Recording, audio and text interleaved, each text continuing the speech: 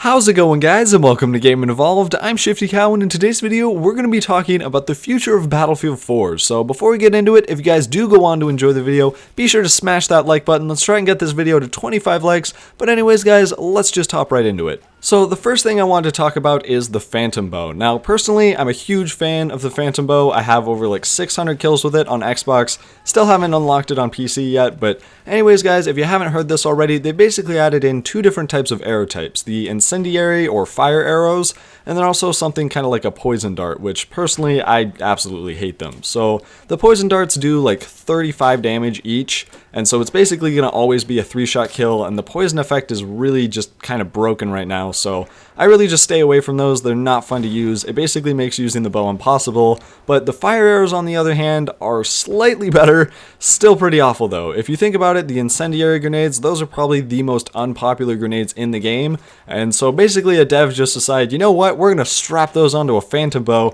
and give you 10 arrows, so, you know, go ham. So that's going to be really tough to actually make use of only having 10 arrows, and you pretty much always have to go as the support class so you can actually get more ammo. And I actually came across a weird glitch where it really just like wouldn't resupply me, and it was really annoying. But anyways, guys, it is possible to get kills with fire arrows, but their damage model is really not all that great. It takes 2 arrows of just constantly sitting in the fire to actually kill someone, so you're never going to get that awesome, you know, massive plume of fire that kills like 3 people. It's going to usually take about 2 or 3 arrows of just direct sitting in it.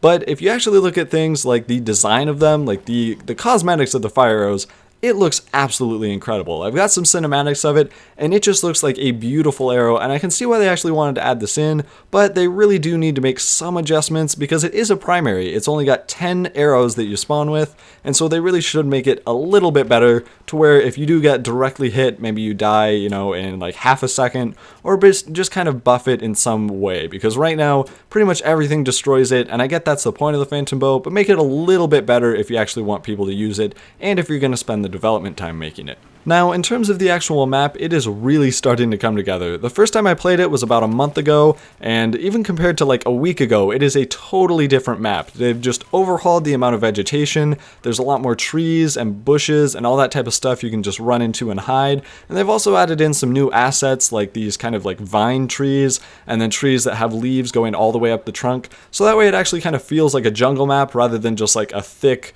you know, standard Battlefield forest. So it's really cool to see them designing all these new assets, and honestly, I am really excited to see how this actually turns out. So I actually haven't gotten to play it in a while since most of the servers on CTE have been taken down for the community map project, so this leads me to believe that they're either finalizing it or they're doing some big adjustment that they need to just take all the servers down. So hopefully they're actually getting it kind of finalized and ready to go, because I'm pretty sure as soon as this is actually done and finalized, it's going to be published, and they're not going to just like save it for like the winter patch or, you know, something like that. So hopefully we see that as soon as possible. But anyways, we're going to move on to the Zavid night map. Now, I actually haven't gotten to play this nearly as much as the community map project, but I have to say it is a lot of fun. First of all, just the whole feel of nighttime kind of like running around, it actually kind of feels way different than something like just normal Zavid. First of all, you have pretty much no visibility, you can't really spot people quite as well, and the bad thing that's kind of come out of this is a ton of people just run around with IRNVs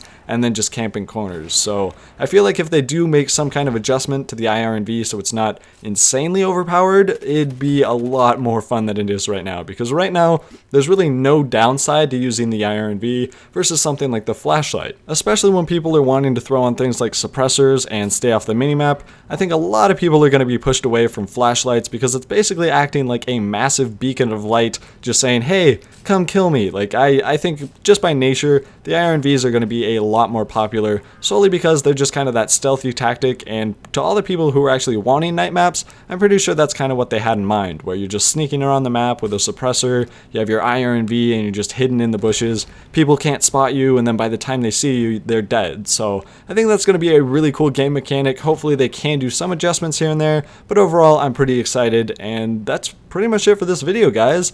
If you did enjoy it, be sure to hit that like button down below. It really helps us out. Leave any feedback you have down in the comment section below. And also, guys, don't forget to subscribe, as we do post Battlefield content daily. But until next time, guys, stay buttery.